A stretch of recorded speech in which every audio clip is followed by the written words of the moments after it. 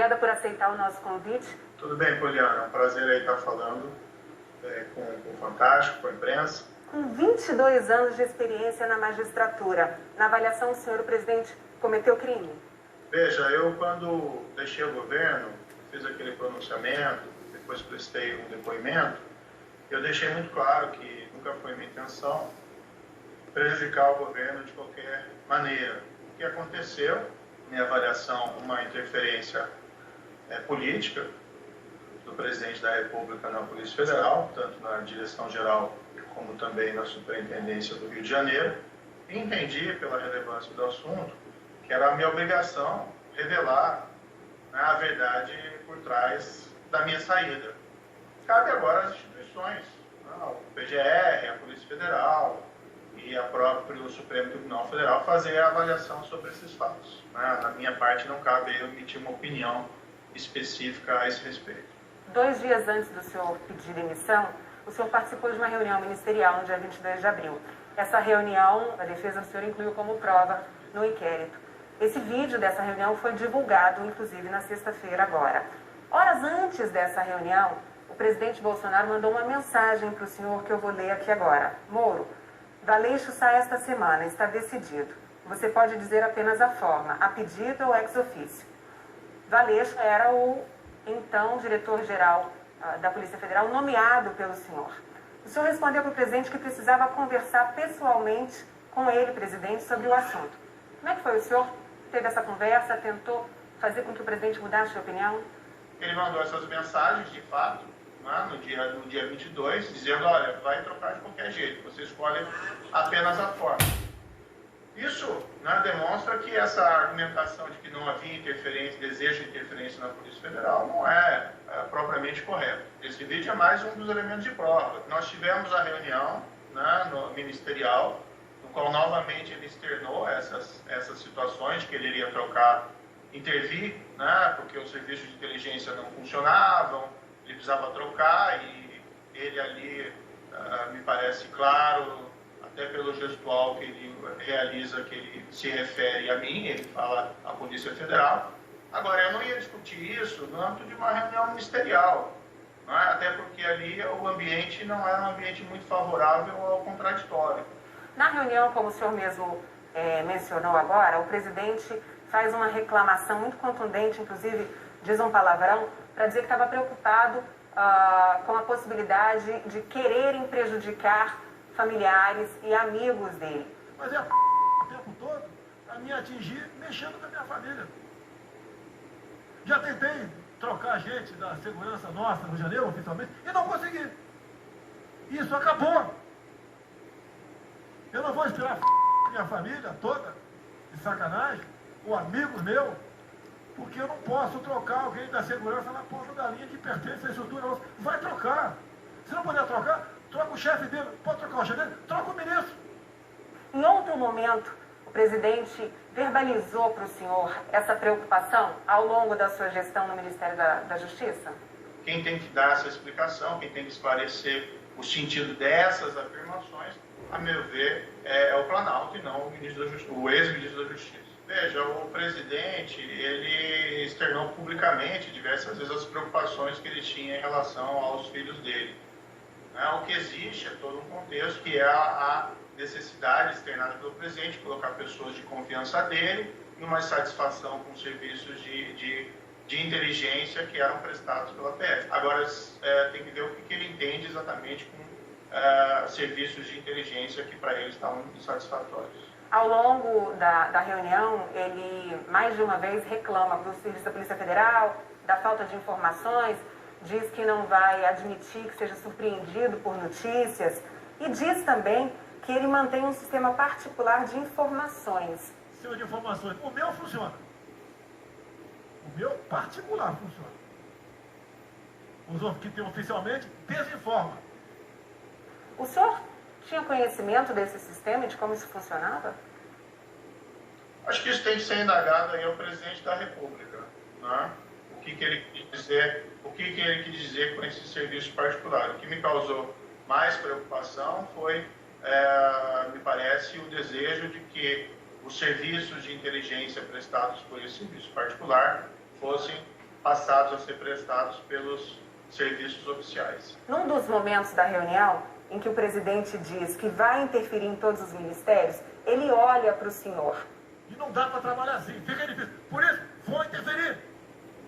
Ponto final. Eu queria entender se essa olhada que o presidente dá para o senhor, olhando para a esquerda, que é onde o senhor está, para o senhor confirma que a interferência seria na Polícia Federal e não uma mudança na segurança pessoal e familiar dele, como em algum momento isso foi dito. Eu acho que o vídeo ele fala por si.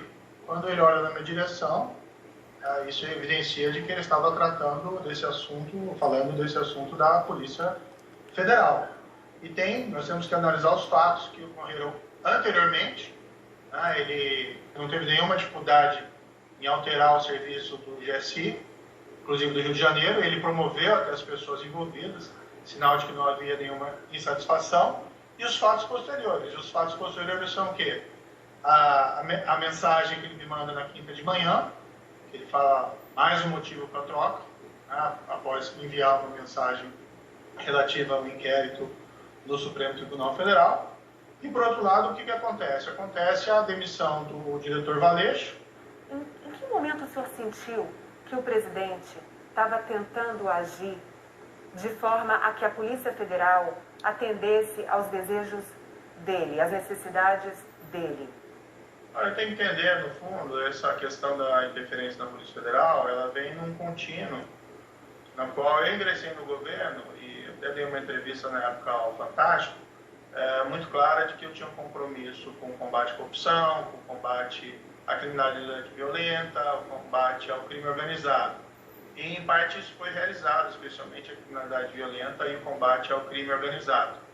O que eu entendi, no entanto, é que essa agenda anticorrupção, e me desculpem aqui os seguidores do presidente se essa é uma verdade inconveniente, mas essa agenda anticorrupção não teve um impulso por parte do presidente da República para que nós implementássemos. Então, nós tivemos lá, por exemplo, a transferência do COAF, do Ministério da Justiça, não houve um empenho ali do Planalto para que fosse mantido no âmbito do Ministério da Justiça. Depois houve o projeto anticrime, que não houve, a meu ver, um apoio adequado por parte do Planalto. Houve lá a mudança do entendimento da execução em segunda instância. Depois foi apresentada proposta de emenda constitucional para restabelecer a execução em segunda instância, que é algo muito importante contra a corrupção.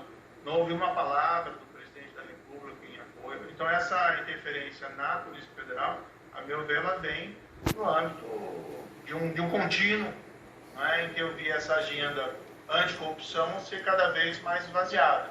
E, recentemente, nós vimos essas alianças, que estão realizadas políticos que não têm um histórico totalmente assim, positivo dentro da história da administração pública. É certo que é preciso ter alianças no parlamento para conseguir aprovar projetos. Então, eu acabei entendendo, com essa interferência, que, olha, não faz sentido eu permanecer no governo. Até porque, qual que era a minha percepção? O governo se vale da minha imagem, que eu tenho esse passado de combate firme contra a corrupção, e, de fato, o governo não está fazendo isso. Não está fortalecendo as instituições para o combate à corrupção. Por que o senhor não saiu antes? Eu fui permanecendo porque eu tinha esperança de conseguir avançar com essa agenda. Eu fui vendo essa agenda sendo esvaziada e, para mim, realmente a gota d'água foi essa interferência na Polícia Federal. Em particular, porque a Polícia Federal ela também investiga malfeitos dos próprios governantes. A pergunta que surge é se o senhor teria guardado alguma prova justamente para não parecer que teria sido omisso em relação a alguma possível conduta criminosa do presidente durante a sua gestão.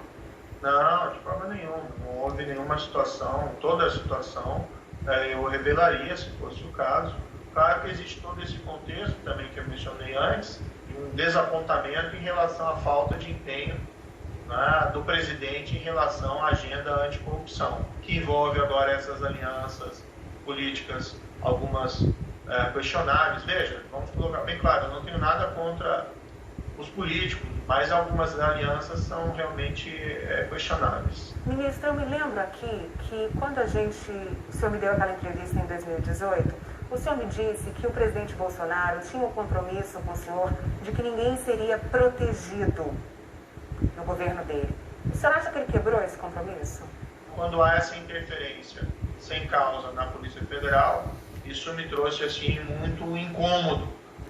Se viu em outras situações, trocas, substituições, demissões em outros órgãos do Estado, notadamente na área ambiental, que também seriam controversas. Que outras trocas o senhor considera que foram controversas? Olha, a própria questão das substituições no Ministério da Saúde, eu acho que são absolutamente controversas.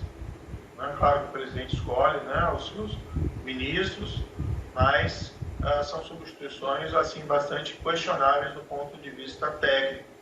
Eu quero dizer que eu também me sentia desconfortável com essa gestão. A posição do governo federal em relação à pandemia, muito pouco construtiva. No dia da reunião, o Brasil contava com 2.900 mortos e mais de 46 mil casos de Covid. E esse assunto praticamente não foi debatido na reunião. Hoje a gente já passa de 22 mil mortos. O senhor que viveu o governo de dentro, por que a pandemia não foi discutida naquela reunião? Essa é uma questão que deveria ser dirigida principalmente ao presidente da República. O presidente da República tem uma posição negacionista em relação à pandemia. Houve um debate também sobre a questão de prisão, no caso de infração, descumprimento de isolamento e de quarentena. Teve alguns episódios, que foram até noticiados, de algumas pessoas que foram presas por violação do isolamento de quarentena. E eu sempre externei, olha, a minha posição é que a prisão deve ser evitada ao máximo. Isso deve ser objeto de diálogo, deve ser objeto de convencimento. Mas existe uma possibilidade legal da prisão porque é um crime previsto, uma infração penal prevista no artigo 268 do Código Penal. O presidente Bolsonaro insultou ali na reunião prefeitos e governadores por justamente adotarem o isolamento. O senhor acha que esse assunto, a posição do senhor pró-isolamento, aumentou o clima de tensão, o choque entre o senhor e o presidente Bolsonaro? Dentro do governo, dentro de várias reuniões que eu participei, isso pode ser dito melhor pelo ministro Mandetta, e que foi alertado o risco de que houvesse essa escalada de mortes. E, no entanto, me parece que falta um planejamento geral por parte do governo federal em relação a essas questões. Agora, eu acho que a minha lealdade ao próprio presidente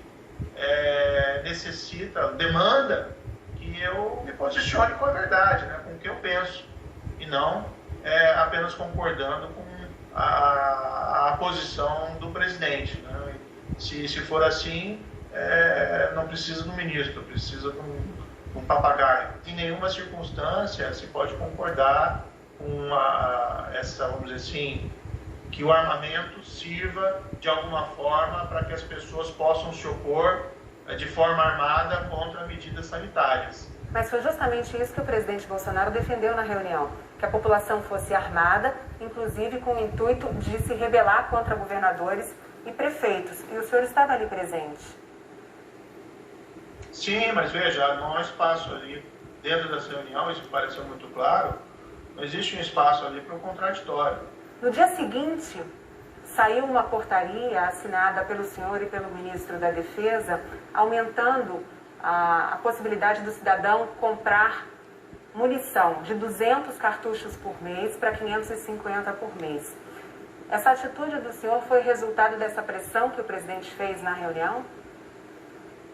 Certamente. Eu não queria também que isso fosse utilizado como um subterfúgio para desviar a questão da Polícia Federal, interferência à Polícia Federal. O senhor achou que valia a pena a troca? Olha, isso veio um pedido do presidente e eu entendi naquele momento que não tinha condições de me opor a isso porque já existia essa querela envolvendo a Polícia Federal. Não foi a primeira reunião ministerial que o senhor participou. Elas tinham sempre aquele ambiente, aquele tom de xingamentos e ameaças que a gente viu no vídeo? Eventualmente, nessas reuniões, tinham algumas discussões veementes. O tom, no entanto, a meu ver, houve uma subida desse tom nos últimos meses. Ameaças, defesas de medidas ilegais. São questões aí que devem ser ditas por outros, a meu ver. É que o senhor ficou lá 1 ano e 4 meses, né, ministro? Bom, Durante essa reunião, foram quase 2 horas. O senhor falou somente por 2 vezes. O senhor passou quase o tempo todo de braços cruzados, calado. Por quê? Quanto às questões relativas à interferência na Polícia Federal, eu tinha uma reunião com o presidente na quinta-feira, no dia seguinte. E, sinceramente, eu acho que esses assuntos eram mais apropriados ser discutidos numa reunião entre eu e o presidente. Mas aí, durante a reunião, o ministro da Educação diz, por exemplo, eu, por mim, botava esses vagabundos na cadeia, começando pelo STF. O senhor, que já foi juiz, se calou. Por quê? Eu não sou o presidente da reunião. É que, pelo vídeo, chama a atenção também a manifestação do ministro do Meio Ambiente, em que quer passar a boiada, aproveitando a mídia distraída com a questão da Covid. E chama a atenção o senhor quase todo o tempo na reunião calado e de braços cruzados. Por isso que eu pergunto da sua postura na reunião. Olha, eu não estava confortável, isso parece muito claro. Eu me senti incomodado e por vários aspectos. Ficar calado não é uma forma de se omitir? Veja, eu estou dentro do governo, né? Então eu tenho também algumas limitações do que eu posso externar publicamente, certo? E eu já tinha esse problema que vinha há tempos em relação à Polícia Federal. Nas imagens da reunião, a gente percebe que o senhor deixou a reunião antes que ela efetivamente terminasse. Por quê? Bem, eu estava bastante desconfortável e incomodado naquela reunião.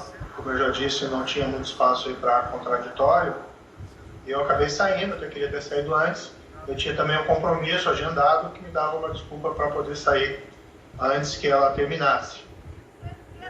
Depois que Sérgio Moro saiu da reunião, o ministro da Economia, Paulo Guedes, defendeu a privatização do Banco do Brasil.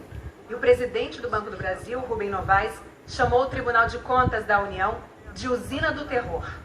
O senhor não pode dizer que as atitudes do presidente Bolsonaro hoje são diferentes das que ele demonstrou ao longo da carreira dele parlamentar no Congresso, durante 28 anos.